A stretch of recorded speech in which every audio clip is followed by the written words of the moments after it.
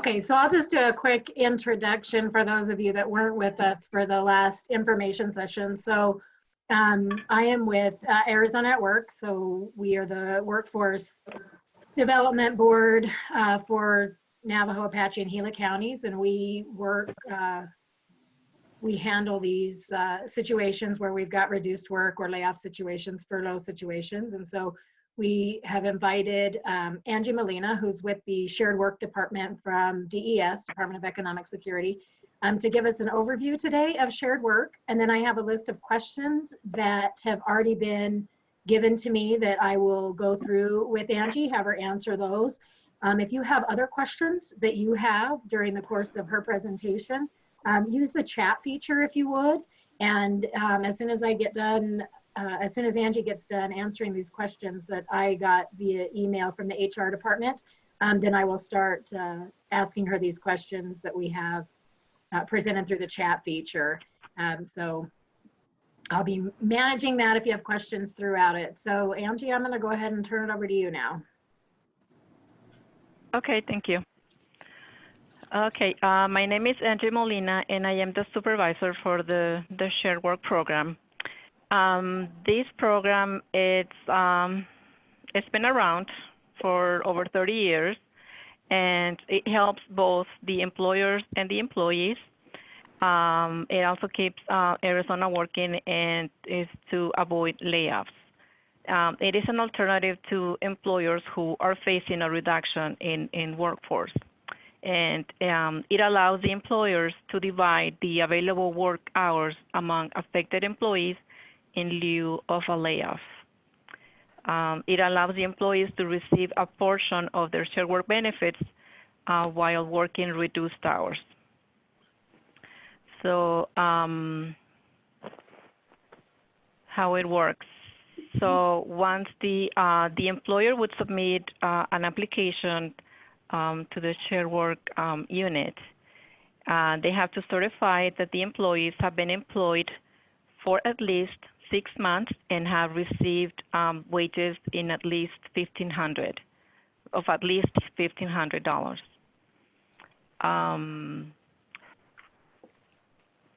the employees need to establish an Arizona claim.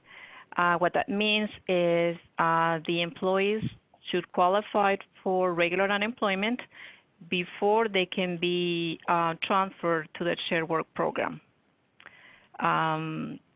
Right now, we don't have a waiting week, and but they need to have their working hours reduced by at least 10%.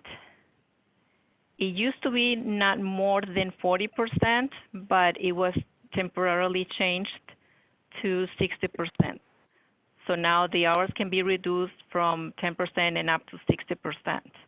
That was just approved due to the federal changes.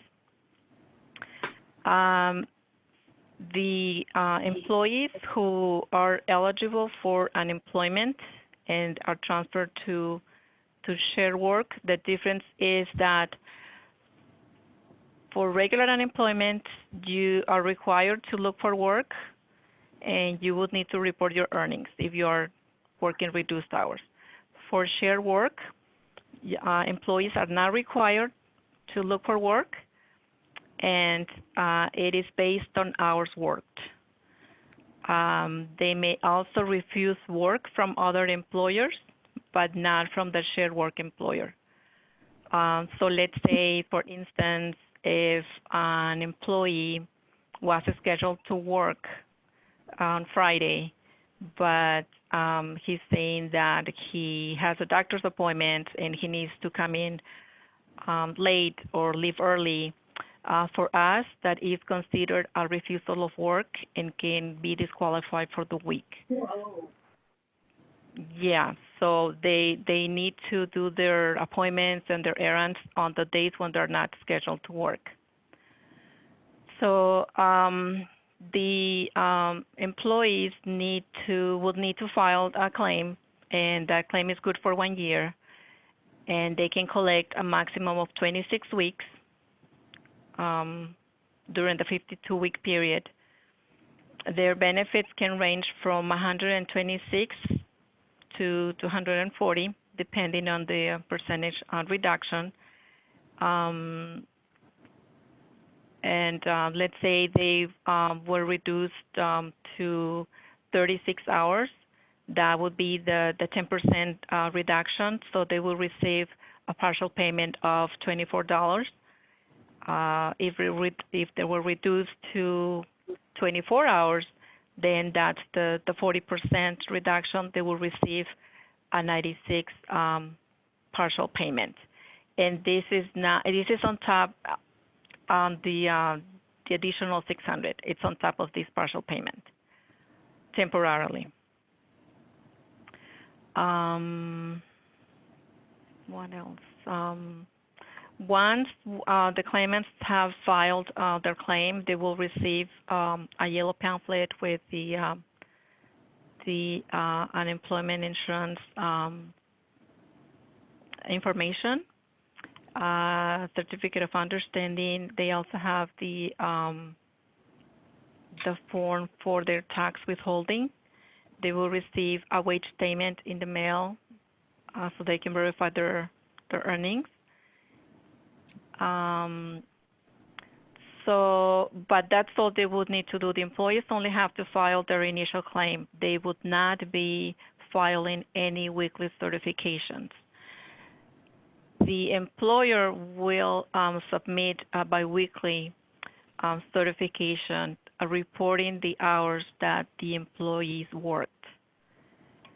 This is every other week, so the employees get paid every 2 weeks to an assigned debit card. So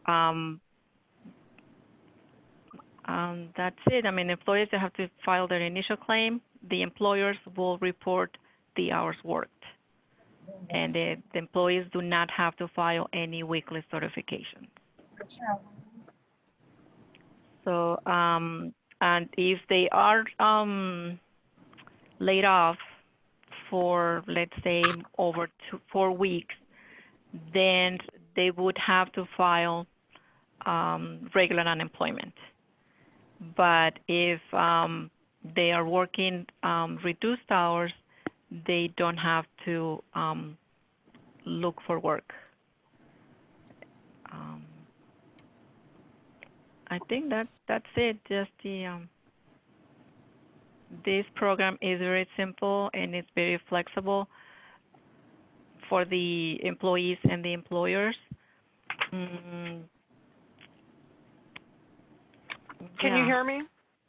Okay, so when we're filling out this application, it's is this called an employer or an employee?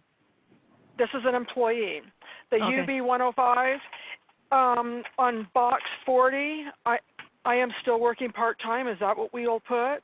Because it doesn't say anything about shared work program on the form. But no, yeah, it wouldn't, because remember, before employees before we can transfer the employees into the shared work program, they need to meet regular unemployment eligibility criteria. Meaning, if the employees do not qualify for regular unemployment, they do not qualify for shared work either. So that application, the UB 105, is for regular unemployment. But my question is, why would you fill out a UB 105 when you can go? Well, that was the form. Okay, that was the form that was given to us. That's why. So you're suggesting we do not fill out the UB 105? Well, see, what needs to happen first is I'm not sure if your employer has applied for the shared work program, and if because that needs to happen first. That comes from the employer. It's not coming from the employees. See, the employees cannot request to be put on shared work. So the employer has to request it, has to apply. Once we approve their application, because they need to meet certain criteria too, so then we email the approval and the instructions for the employer and the employee and what they need to do. So, Okay. and normally, I mean, we used to have the employees fill out the paper application, but now we are just allowing the employees to go online and file their claim, just the initial claim. But that is all included in the approval and the instructions that are sent to the employer based on the effective date of the application. Okay. Okay, that answers my question. Thank you. Okay, yeah, but if you go online and file your claim, yeah, that's what you would need to put as the reason for separation. Because it's either a quit, a discharge, working part-time, Military. or what? There's one that says line 39 says military discharge. Yeah, Yeah. one of those. Yeah, Okay. those are the only ones I have. So you would Right. mark it as working part-time. Yes, and Okay. now there is the system has been, the app website has been updated lately very often. So now once you indicate that you're working part-time, I think there is a pop-up box where it says that you are going to receive, there is going to be an issue or something. That's okay, because once we transfer you to the Share Work program, we will take care of all those issues.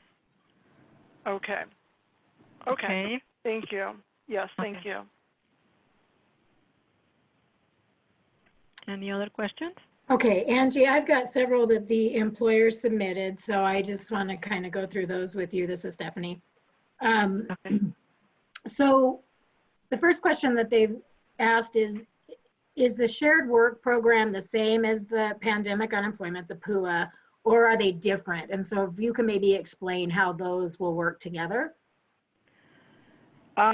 It is different. I mean, like I said, we've had the shared work program for over 30 years, and we have a lot of employers who have been using it for a long time. So this is the employers can use this program anytime, and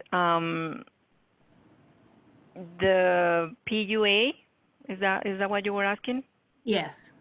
The PUA, the PUA is for employees who do not qualify for regular unemployment. So they are, as we talk, they are in the process of implementing this new federal program into the system. But that is for claimants who do not qualify for regular unemployment at all. It could be for some that are on commission, and some that do not have enough wages in the base period for a regular claim. But it is different. So shared work, we always have it. The PUA is just temporarily.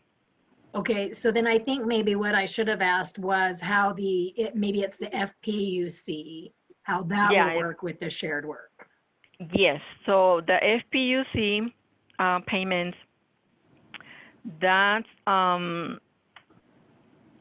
as long as the claimant or the employee receives a partial payment, then they would also receive the additional $600 for the FPUC. Okay, so then that leads into some questions about how benefits are calculated. And so one question just asks that, how are the benefits calculated? But then there's a specific question about a salaried employee. If their schedule is reduced 20%, then how would their benefit be calculated? Well, their benefits are calculated based off the percentage, the reduction percentage. So, like I said, if the reduction in hours, it's the 10%, that's 10% out of the WBA, the weekly benefit amount. So if they were eligible for 240, then the 10% reduction, it's working 36 hours, then their partial payment will be $24. So that percentage is based off their WBA. And if they are salaried employees, as long as the employer can convert their salaries into hours worked, then that's what we need to receive from the employer. So they would qualify as long as their salaries can be converted into hours worked. Okay, and then, so then clarify how the weekly claims process works when it's shared work. Do the So employees still file a weekly claim, or is that the biweekly employer claim? Yes, no, the employees would not file any weekly certification.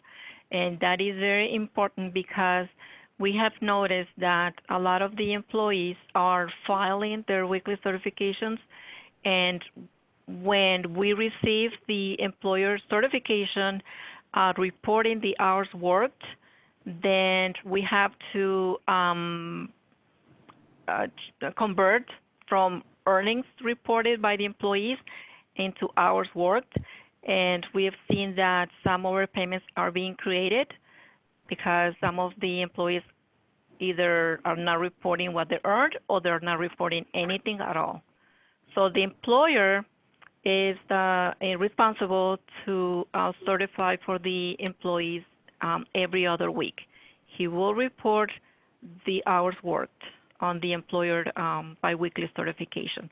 So the employees would receive payment every 2 weeks.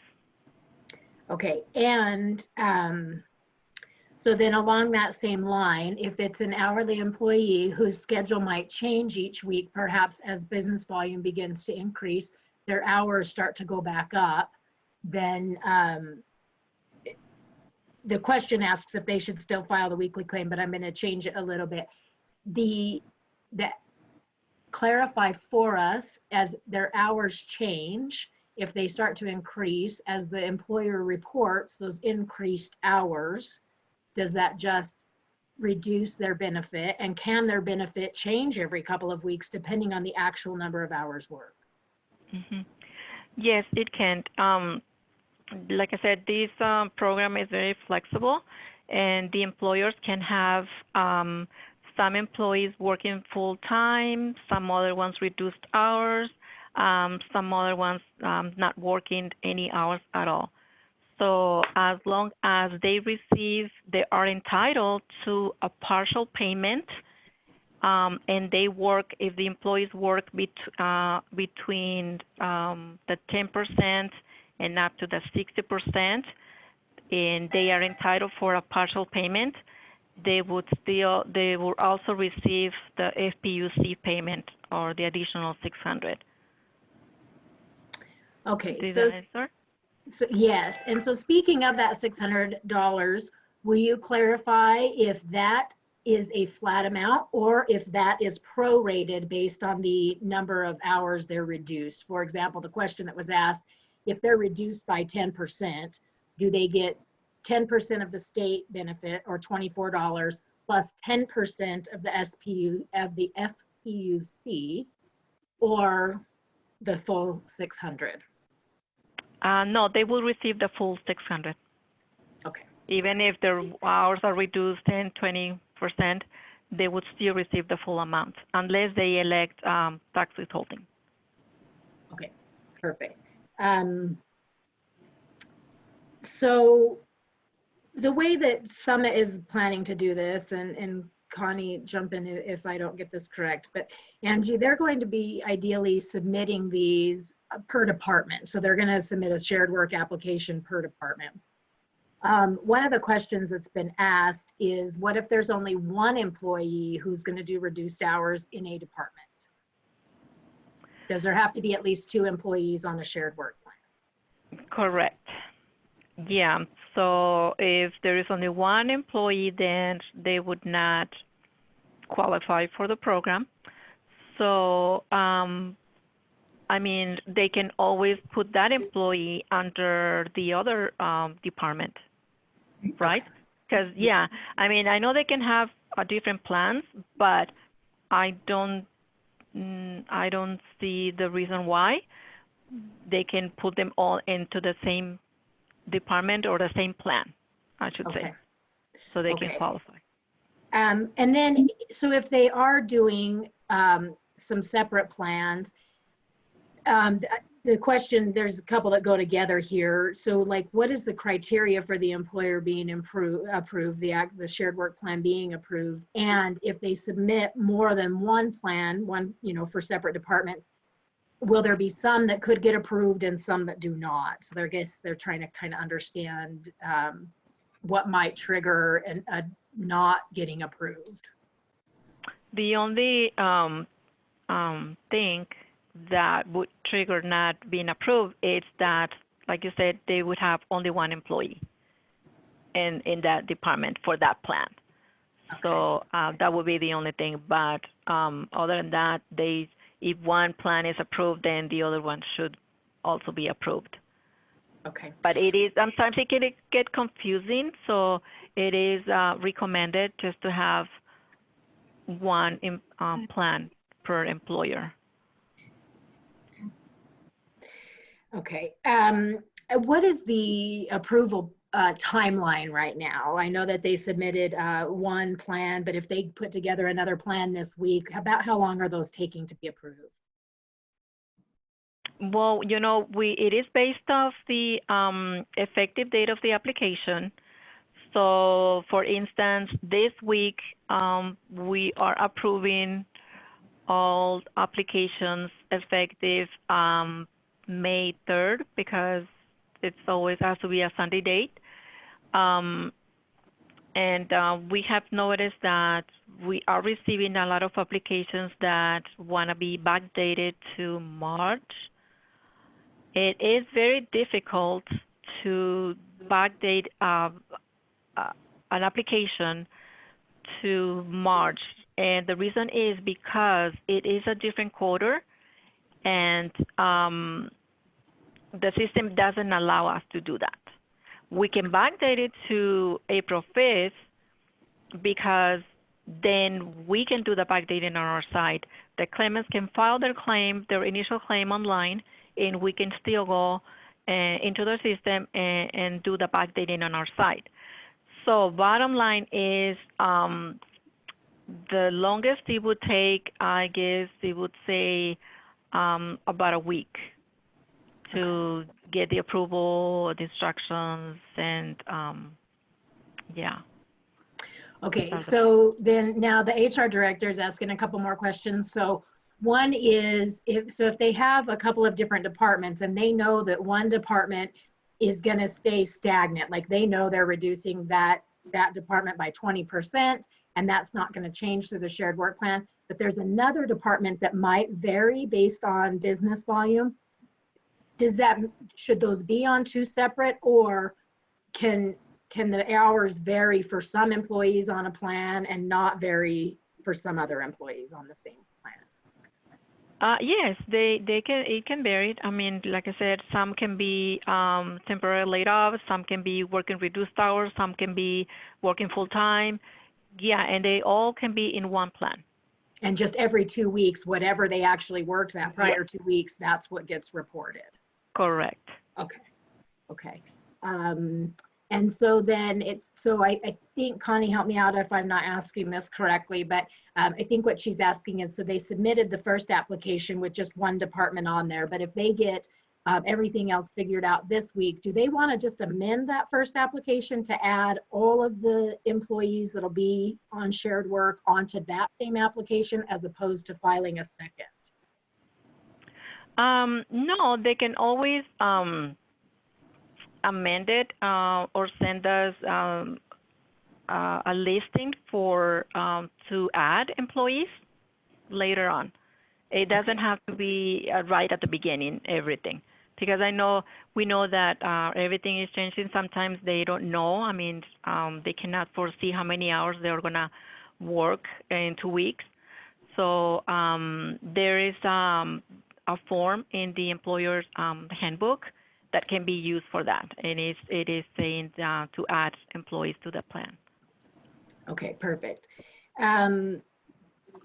So if there's an employee that has already had hours reduced prior to his shared work application, and so they are already getting some partial unemployment benefits because they had reduced income due to COVID, can they still be a part of the shared work program moving forward? Yes, they can. Okay. Perfect. And then, so we've got, so if they have an employee who is going out on FMLA or short-term disability in June, but is going to be working through May, can they be part of the shared work application for May? Yes. Okay. Okay, and then and I believe, so the question that's on the email, it says, when does this program end? I'm going to make a presumption that that's talking about that additional $600. When would that end if someone is on shared work? Yeah, okay. So the share work application is good for 1 year, and it can be used on and off throughout the year for the maximum of 26 weeks. But the FPUC payments will end on July 25th. Okay. That's the last payment. Okay, so they got an acknowledgement, I believe today, that their application had been received, and it's, again, Connie, correct me if I'm wrong, but I believe it was an effective date of May 3rd? That's what I had placed on the application, yes. Okay, so if they submitted that on last week, they know that it's been received, it's effective May 3rd is on the application, when can they expect approval? We're working on those today, so probably today or tomorrow at the latest. Okay. Okay, great. Excellent. All right. Any other questions? I don't see anything else in the chat box right now. Wait, let me see. Nope. Okay. I don't see any other questions in the chat box. Does anybody else have any other questions that I didn't have her address yet? Hi, Stephanie, it's Cheryl. So I just want to repeat this back for understanding, and I'm the point person. So employees are coming to me with their questions, so I really need to understand this program inside and out. Did I hear that employees have to qualify for regular unemployment first, and they need to do that ahead of time, or they can do that now to become eligible and then they go on the shared work program? Let me explain it. Yes, I said that employees must meet regular unemployment eligibility criteria, but I didn't say that they have to do that now. They have to wait until the employer it gets approved for the shared work program. Then they will receive the instructions, the approval and the instructions, and that's advising the employer to let the claimants know that they can go ahead and file their claim. And then in that approval email, there is a deadline for the employees to file their claim. Okay, and so if I can just jump in and clarify then, so I believe what you're saying there, Angie, is that the employees that go on shared work would have to otherwise qualify for unemployment, meaning the work history, the base pay, and those qualifications. Is that correct? Okay, to be placed on the shared work plan. Correct. Does that help, Cheryl? Yes. Yes. Yeah. Yeah. So once you get approved and the employees file their claim online, you need to let us know once everyone has filed. Then we do the transfer into the shared work program. Okay. And then you said that they do not have to file a weekly claim, but Correct. in the employer handbook under employee responsibilities, it says that part of the employee responsibility submitting a completed work weekly certification UB 106. You would the employees would only do that if they did not work any hours. If no hours worked? If the employee did not work none hours at all, then we would need the UB 106 from the employee. But there is a change right now, and I'm meeting with policy tomorrow. We have requested to omit submitting, the employee submitting the paper UB 106. So as long as the employer would certify, report 0 hours, then that's all we would need. So we can enter it into the system. And they are going to give me a response tomorrow, but that will be the only time when they would need to fill that out. I was going to say, if two, and they can only do that for 2 consecutive weeks without being required to look for work. This is on a normal circumstance. I know that right now no one is required to look for work, but for shared work, it's only 2 consecutive weeks, and they can stay in the program for 2 more weeks, meaning 4. So the 2 last weeks they will need to look for work, but not right now because the work order has been waived. Okay, so once Summit's plan is approved, we're going to receive all of the information to let our employees know that they need to fill out the initial claim. The initial claim form, and I think this goes back to an earlier question, there's some actual concerns on the form to make sure we're filling it out correctly, the UB 105. So on question number 17, we are going to mark yes, your unemployment is due to coronavirus. Is that correct? We're going to mark yes? Yeah. And then question number 22, we're going to mark, we are able to select no. Is there any reason you could not accept work right now? It says you are able to select no if you intend to return to your employer after temporary shutdown due to COVID. So we're answering no to that for the shared work program. What was the question again? I don't have question number 22 on the form. It says, is there any reason you could not accept work right now? You are able to select no if you intend to return to your employer after temporary shutdown due to COVID, or if you could accept work suitable to the circumstances you are facing due to COVID. Yes, it's no. So we're answering no to that question. And then I think Kathy's earlier question was number... The reason for separation? Yes.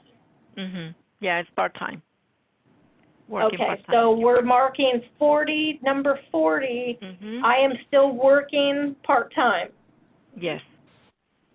Okay. Yes, but Thank you. okay, you're welcome.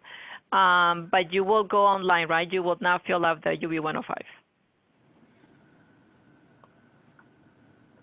Right?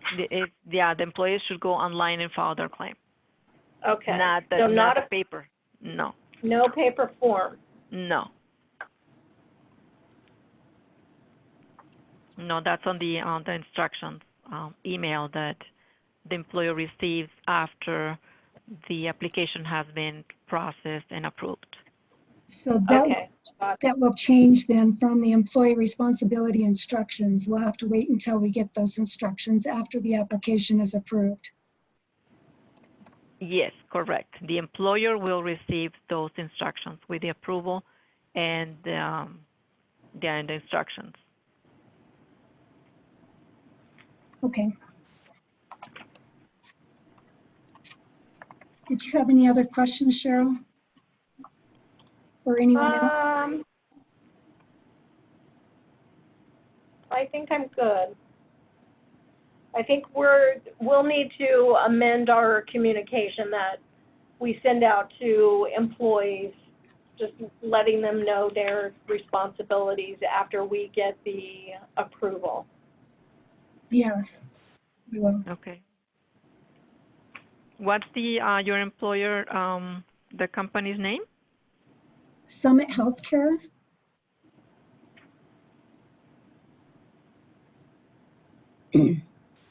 Okay. Yeah, so if it's effective May 3rd, then you should be receiving the approval either today or tomorrow. Perfect. It used to take longer because we didn't have that many employees, but now we do. We got some help, so we have more employees assisting with processing these applications. Great.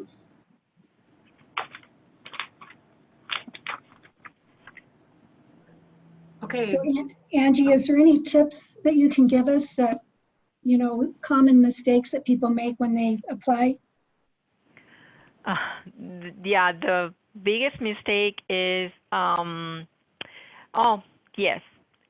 There is a question in there indicating that asking if they have received vacation pay, PTO or something like that.